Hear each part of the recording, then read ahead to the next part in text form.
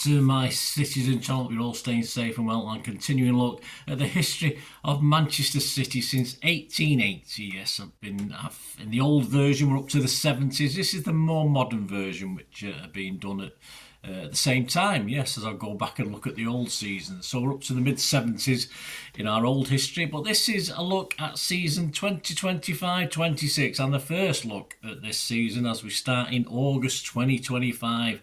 Please, guys, if you like what I do, it makes always very pleasing. I get a few likes on this. If you can smash that like button, if it's over there, I always lose track of where it is. But give that smash that like button, guys. That'd be wonderful if you can do that, and of course subscribe. That'd be fantastic if you've not already done so. So yeah, we'll talk about the history of City. We're talking about August 2025, and we're talking the 1st of August. Yes, a change of squad number.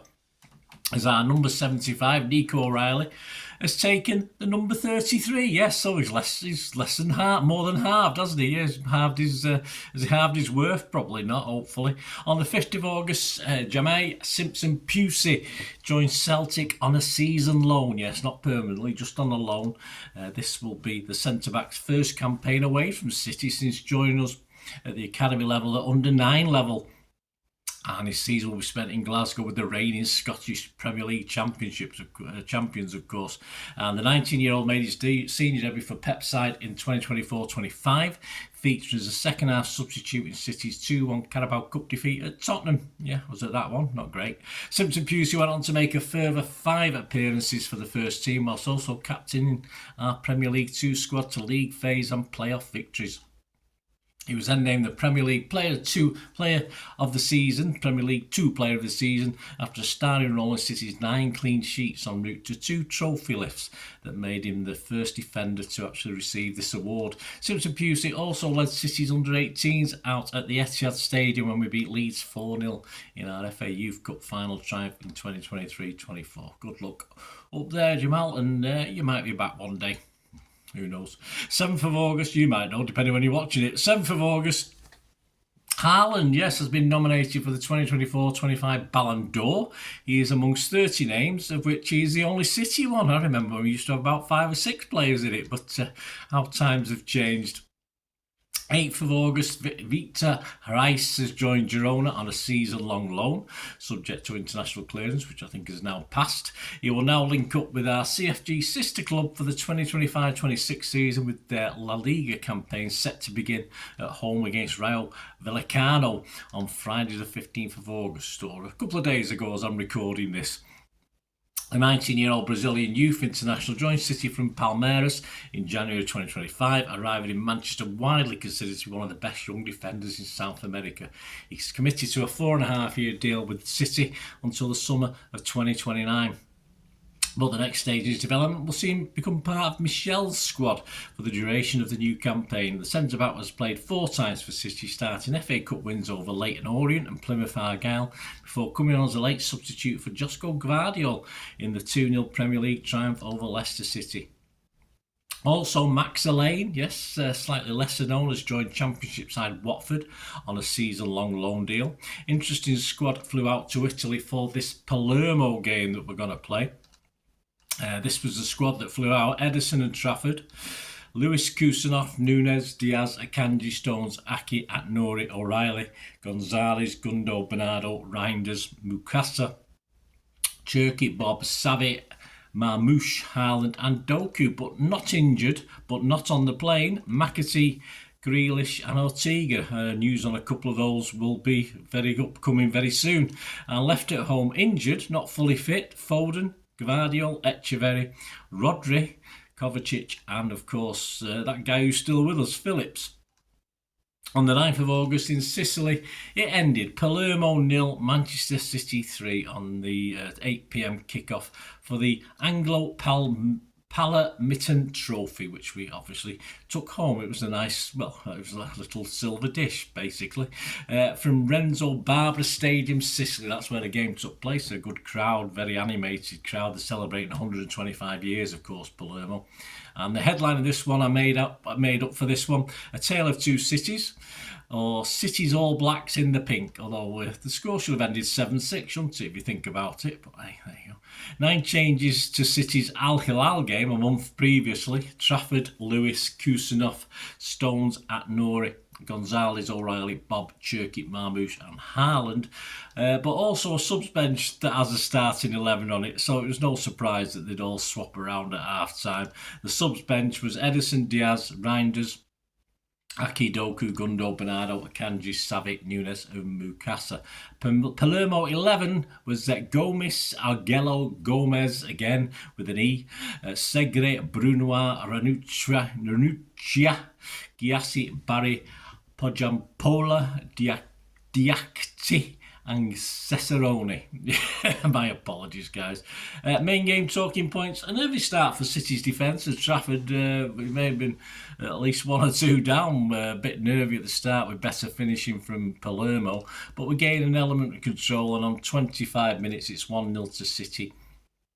Cherky's in to play with Rico. Lewis, whose neat ball into Erling Haaland in the box, is a nice little one-touch, then side-footed home past a despairing dive. Half chances for Stones, At-Nouri and Cherky. A chance deflected wide from Cherky's just before half-time meant it stayed 1-0 at half-time. In the second half, as expected, 10 changes at half-time. Only Haaland stayed on for a while. 59 minutes though, it was 2-0. Xavi on the right teases the defence, and Reinders has the space to collect, readjust his feet and lets go a low right foot effort that gave the keeper no chance into the far corner. On 60 minutes, that final change, Mukasa came on for Haaland. Still chances for Palermo, and Xavi perhaps should have done a little bit better for City. Then on 82 minutes, the match sealed at 3-0. Nunes battles well, and Xavi picks up the ball and plays inside. A small flick on by Mukasa. Nice assist to set up another nice finish from Reinders into the far corner. Just time for Doku to go close, Diaz and Edison to get in each other's way. Bit embarrassing, but we got away with it. And Reinders to miss out on a hat-trick as he sort of rounds the keeper and then sort of tackles himself, and the chance goes begging. Stats, Palermo and City. Palermo 9 shots, 3 on target. City 13 shots, 6 on targets. We had 70% of the possession. Our pass accuracy was 90% to their 80%. And fouls, 13 from them, 10 from us. Man of the match as well. City gave it Reinders. I gave it Kusanov for the first half and Reinders for the second. Manchester Evening News gave it Rico, Lewis and Reinders. Pep said on his 2-goal scorer, Mr. Reinders, yeah, we know that he's a special player arriving into the box. He loves to do that. People in Italy know him perfectly after his time at AC Milan. He scored 2 goals and he made a fantastic performance for the rest of his teammates. Like the rest of his teammates. He can play as a holding midfielder, but he loves to arrive to the box to help our strikers like Erling and Omar and anyone who plays there. We are really pleased. Yes, we were. Our local paper, the Manchester Evening News headlines included Reinders' double delight in Blues cruise, and Guardiola praises special player after Sicilian stroll. I'm sure Guardiola praised him as well. On the 14th of August, City officially launched the new third kit. Yes, our Rain and Shine kit. The juries are still deliberating on this one, guys. I'm not too sure. Yesterday I was at Wolverhampton Wanderers watching the game, which we'll talk about in part 2 of this. But some of the guys had it on. I don't think I'll be bothering even getting the dodgy version of it. But anyway, you might have grown on everybody by the time you're watching this. With Grealish off to the Toffees, yes. Grealish confirmed that he's going on loan to Everton with an option of Everton to buy him for £50 million. I can't see that happening at this stage. Cherky actually steps up and takes the now vacant number 10 spot. So Cherky now switches to number 10. See, Grealish, he's not even cold, is he? And he's jumped in his shirt. On to the 15th of August, and another guy lost who had such potential, and he's one of our own, so we wanted him to do well. But James McAtee left City to sign for Nottingham Forest on a permanent deal, not a loan. £30 million reported fee plus add-ons, etc. The move, of course, ended an 11-year-old association with the club for 22-year-old attacking midfielder. He joined our academy at under 11 level. The Salford-born talent was afforded senior City debut in September 2021, coming on as a substitute in the Carabao Cup win over Wycombe Wanderers. Yes, it was at that one. He joined Sheffield United on loan in the summer of 2022, once again a shining bright as the Blades earned promotion. A return to Bramall Lane followed in 23-24 for his first taste of regular Premier League action. Of course, he missed out on that FA Cup trip because he was playing us, if you remember rightly. McAtee then stepped into Pep Guardiola's senior City squad for 2024-25, and the standout performance probably came in the FA Cup third round tie with Salford City as he netted a hat-trick as part of a 8-0 victory. Well, good luck, James, anyway. I'm sure we'll see you again. 15th of August, recent signing, Sver Naipan has signed a season-long loan with Middlesbrough. Girona and Lyon were also interested in the youngster. On the 16th of August, we moved on to match day 1 of the Premier League, and it ended Wolves 0, Manchester City 4. A 5:30pm kickoff. The headline, yes, don't smirk too much or cringe too much. Dream debuts as City look all shiny and Molineux. The teams, I'm sorry, please don't turn off, we'll have a look at the game. The teams: Wolves, Sarr, Doherty, Agbadou, Toti Gomez, Hoover, João Gomez, Andre Trindade, Wolf with his debut for Wolves, that's a good one, Bellegarde, Larson and Munetski. City, yes, Edison was poorly apparently, if you believe that. Well, good luck to you. Edison was poorly, so Trafford got his debut. Lewis, Stones, Diaz, Nouri got his Premier League debut. Gonzalez, Reinders got his Premier League debut.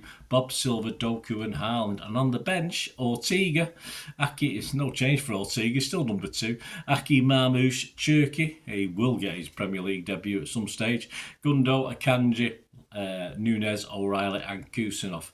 Yeah, I think the big surprise was Trafford, really. When I did my little Pepsi 11 prediction, I had Edison in goal, of course, so I don't think that was expected, but to say he's ill is a bit... He might be, but who knows. Anyway, a look at the main game talking points. The first real chance for either team on 10 minutes. Haaland needs to grow perhaps a couple of inches. He can't quite get to a high cross from Bernardo. He sort of heads it, but it goes over the bar. A lovely little ball through from actually Doku to put Bernardo through. Wolves have a good 5 minutes. They have a goal disallowed for offside, and another soon after draws a good save from Trafford, but again there's an offside in the build-up. But Wolves appear to have momentum until the 34th minute when Reinders down the inside right channel runs. Wolves fall back. Lovely footwork to evade a couple of challenges before sandwedging a beautiful pass into the box for Lewis, who swivels, sends a smart, sharp pass across Sarr and into the 6-yard box. And who's at the back post? Yes, big Erling Haaland to tap in.